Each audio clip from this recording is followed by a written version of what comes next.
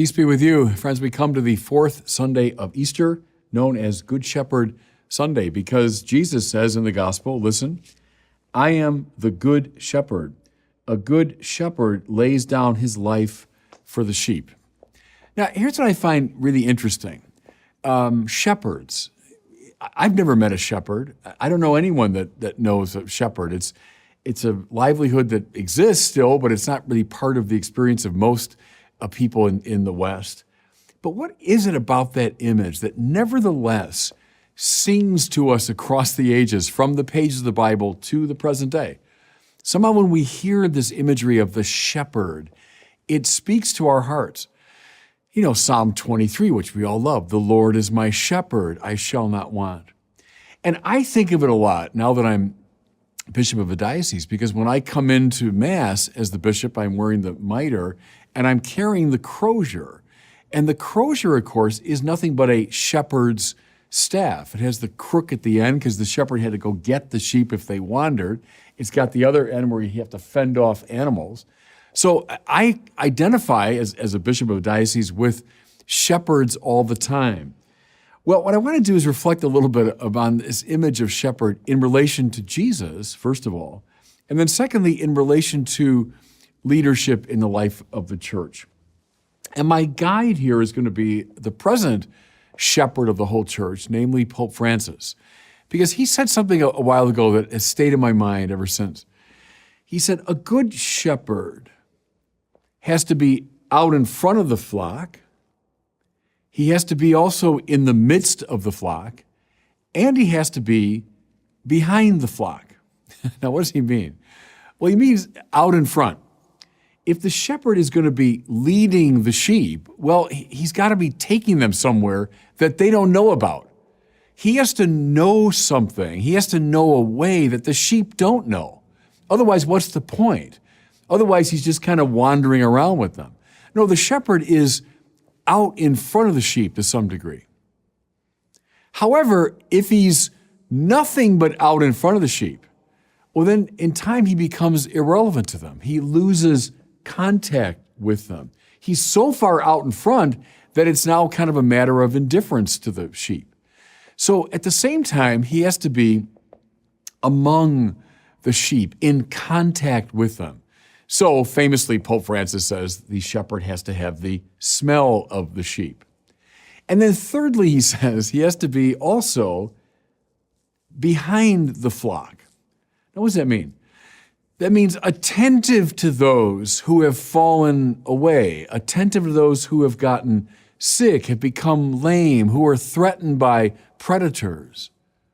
If he doesn't do that, pretty soon he'll have no flock at all. So in front, yes. Among, yes. And also behind, yes, all three. So let's apply that little hermeneutic to Jesus, who says, I am the good shepherd. Is he out in front of the flock? No question about it. You know, when I was coming of age, there was a great stress placed on the familiarity of Jesus. Jesus is with us. He's like our brother. He's our friend, all of which is true. But the danger was we could sort of domesticate Jesus, make him too much of just a friendly guy. Read the Gospels under this rubric, and you'll notice how strange Jesus is. There's that marvelous passage in the Gospel of Mark where the disciples are with him, and it says, they were amazed and afraid. Go find it. I think it's in chapter 10 of Mark. They were amazed at him, and they were afraid. Well, why? Because he wasn't just their buddy, he wasn't just their pal, their friend, the brother walking with them. He was also the one, in a very significant way, who was out in front of them, who was leading them toward a goal that they only dimly could glimpse. Think, too, of the scene of the Transfiguration. So they go up the mountain with Jesus, their friend, their brother. And then he's transfigured before them. His clothes become gleaming white, and he's accompanied by Moses and Elijah. Who is this? Who is this strange figure who's leading them, in fact, toward a heavenly goal. Think of the risen Jesus, to Mary Magdalene, Noli me tangere, don't touch me. I mean, you can't hold and constrain me. Jesus who passes through the locked doors, who comes and goes, appears when he wants. Yeah, I'd be amazed and afraid too in the presence of that figure. The point here is the Good Shepherd is out in front of the sheep. Where's he leading us? A place where eye is not seen, ear is not heard. Good, good. That's Jesus who's leading the flock. Okay? The Good Shepherd's got to be among the flock too. Is that true of Jesus? Well, you bet.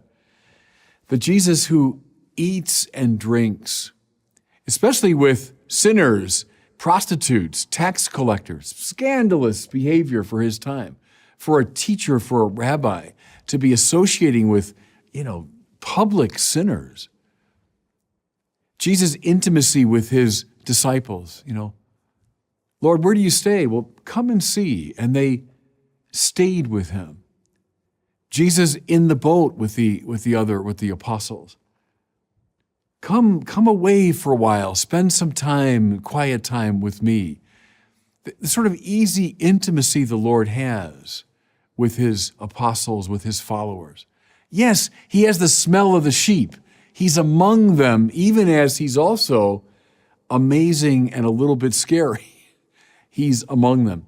I've spoken before about Jonathan Rumi's portrayal of Jesus in The Chosen. I think he's particularly good at portraying this dimension of Jesus' shepherding, that you sense, yes, this is someone I'd like to sit down and eat and drink with, So his intimacy with the community. And then the last quality the Pope points out, a good shepherd's ahead, he's also behind the flock, attending to those who've fallen behind, attending to those who are wounded and afraid and excluded. Well, look at the Gospels, everybody. How prominent this is in the ministry of Jesus. So reaching out to the woman at the well who was kind of ostracized by her fellows. Reaching out to the man born blind who was very much on the margins of the society.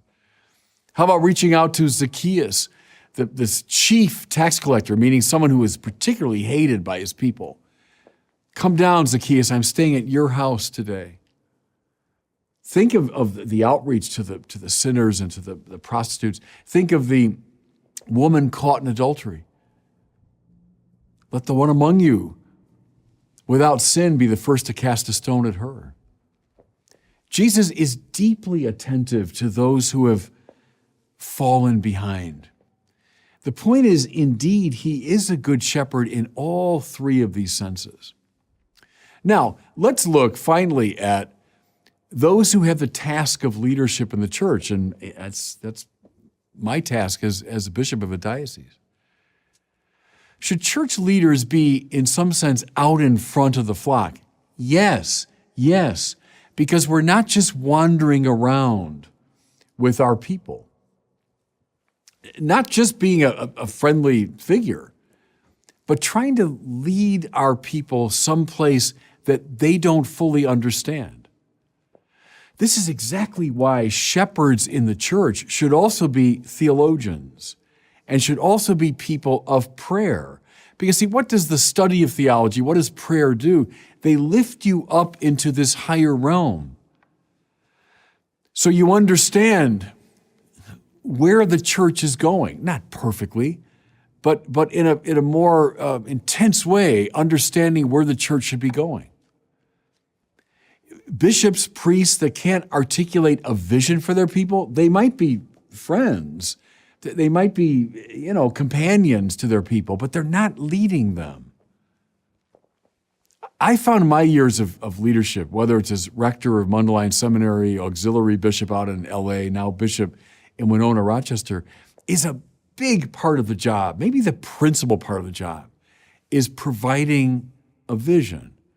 The shepherd has to be out in front. But then, same principle.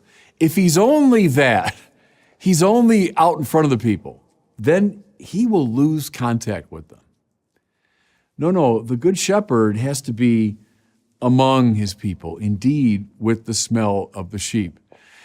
I think of this in my own experience in leadership in the church. When I was rector at Mundelein, I had the practice of every morning before Mass would begin, I would get up and I'd make announcements to the community. Well, that served a certain purpose. I was indeed, conveying certain bits of information. But my main purpose in doing that was to signal to the community, here I am. I'm among you. If you need something, I'm here. If you got a question, I'm here to answer it. If there's a crisis breaking out, well, I'm here among you. And I think here I follow Cardinal Meyer, who was the Archbishop of Chicago many years ago. He spoke of the ministry of presence. And that little phrase has stayed in my mind for a long time. A large part of the ministry of the shepherd is showing up. Something I found now that I'm bishop of this diocese, and as bishop, I'm the spiritual father of the diocese. And just as a good dad shows up at his kids' events, at their games and their tournaments and their concerts and so on, that's a big part of the job for me as shepherd of the diocese, is to show up, is to be present, to go to a parish, say Mass, and just be there for the people. That last weekend I was at a parish and just made my way around the room afterwards, visiting all the tables. Okay, the good shepherd is supposed to have the smell of the sheep. He's out in front, yes, but also among. And then thirdly, the good shepherd's got to be behind the flock, especially attentive to those who are struggling, who are sinful, who feel alienated. A lot of my ministry online, this, has been reaching out to the disaffiliated. There are armies now of Catholics, especially young Catholics, who have left the church. And that's really why I've developed this ministry of Word on Fire, is to use the social media to reach out to those who, for whatever reason, have fallen away or left, stormed away, or just drifted away. Because I'm trying to be attentive to those who have fallen away from communion with the flock. Something I think of here, I might have cited it to you before, but Cardinal George of Chicago, speaking many years ago to students at Mundelein, and he said, it's great that you teach the moral teaching of the church with such clarity. I'm glad you do that. And he meant that. But he said, if all you do is drop that teaching on people, then walk away, you're not accomplishing very much. You're not, he said, a pastor. Very good insight. The pastor, yes, speaks the truth. He's leading his people, but he's also very attentive to those who, for whatever reason, have a difficult time embodying these truths. So, Jesus, thank God, we have the Good Shepherd. Out in front of us, among us, yep, behind us too.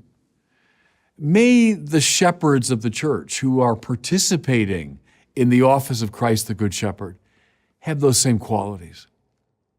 And God bless you.